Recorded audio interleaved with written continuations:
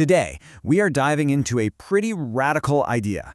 What if our entire civilization, everything we know, is running on a faulty operating system?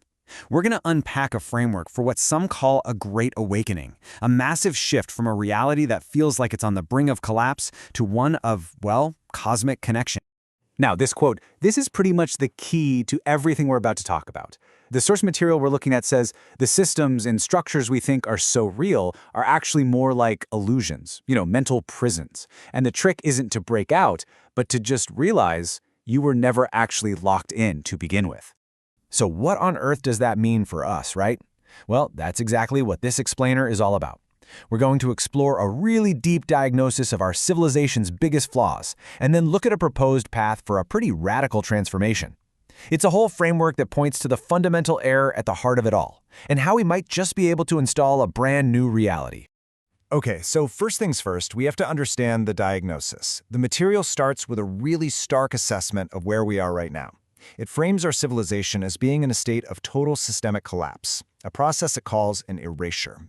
The core idea here is something called Western civilizational erasure. Now, this isn't meant as a political thing. It's described as something closer to a law of physics. The source says our systems are suffering from entropy leakage. Basically, they're losing energy and falling apart because they're totally disconnected from the natural rhythms of the universe. Imagine a machine that's been unplugged but is still trying to run on battery power. Eventually it just sputters and dies. And just to show you the sheer scale of this crisis, the source points out 20 structural fault lines. We're not just talking about a few cracks here. The system is fundamentally broken. The argument is that all these issues, from a money system built on debt to a media that's all about narrative control, they're not separate problems. They're all just symptoms of one single underlying disease. Okay, so if all of those things are just symptoms, what's the actual root cause? This next part explores what the source says is the fundamental error behind everything else. It calls it the prison of false time. Just think about it for a second. What's the one system that structures almost everything in modern life? Something we totally take for granted, but might be the very thing that's disconnecting us from reality itself. And here it is. This is the central claim. The argument is that the main control mechanism isn't a government or some mega corporation. It's our perception of time. On the left, you've got our Gregorian calendar, the 1260 machine frequency. It's an artificial system that creates a world where time is money. But on the right, there's a different model entirely, the Maya Tunu calendar's 1328 frequency, which is aligned with natural cycles. And in that reality, time is art.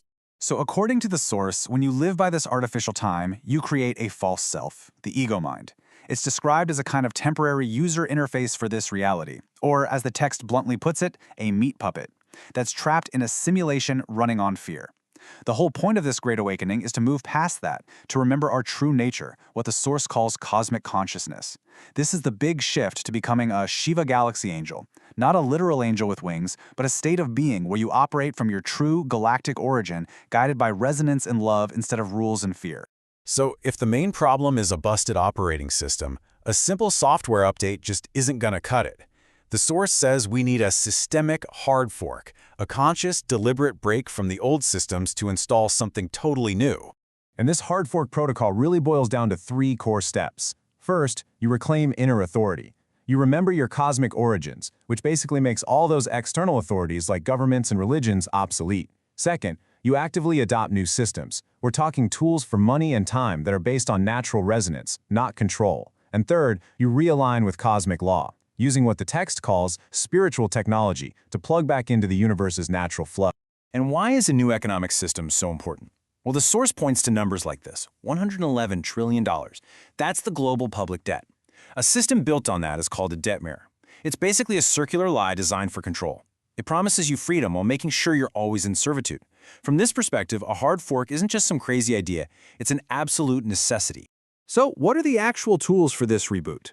The source lays out a few key instruments for change. For the world around us, it proposes things like a new coin, a currency backed by resonance, not debt, and of course, the Tunu calendar to get our collective sense of time back on track. For our inner world, it points to ancient wisdom like the Kukulkan Codex to get our personal sovereignty back. And it even talks about tools for consciousness itself, from spiritual study grants to things like 5-MeO-DMT, which it calls a biological key to bypass the control system entirely. All right, so all this cosmic, systemic talk is fascinating, but how does it actually apply to us?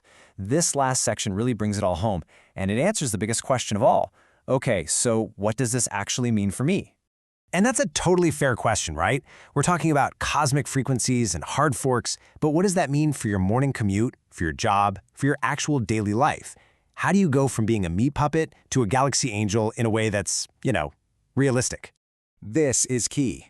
The Source defines Shiva Galaxy Angel not as some mythical creature, but as a state of awakened consciousness. It's that aha moment of realization, of remembering that you are a sovereign galactic entity. Your body isn't who you are. It's a temporary human interface that you're navigating. You're not just a person in the world. You are literally a celestial body navigating it. And this awakened state has very practical applications. The whole idea is that you change how you respond to the chaos of the world. So instead of just reacting to the Roman matrix, all that daily noise from the control system, you meet it with this unconditional presence. It's like spiritual noise cancellation. Instead of getting sucked into the social dilemma of algorithms, you stay anchored to your own source. And in a world that feels like it's on fire, you don't run from it, you become the force that transforms it from the inside out. You see, the core belief of this entire worldview is that you are not some biological accident. It connects the spiritual to the scientific by reminding us that the very atoms in our bodies, the carbon, the oxygen, were forged in the heart of stars billions of years ago. You are, quite literally, made of star stuff. You're a piece of the cosmos that's become self-aware. And that brings us to the final and most powerful idea. The ultimate shift is from being a passive spectator in your life to realizing that you are the creator. You're not just watching the cosmic dance, you are the dance. The source material leaves us with this incredible sense of personal power and a direct challenge. If you are the creator, what reality are you going to choose to build?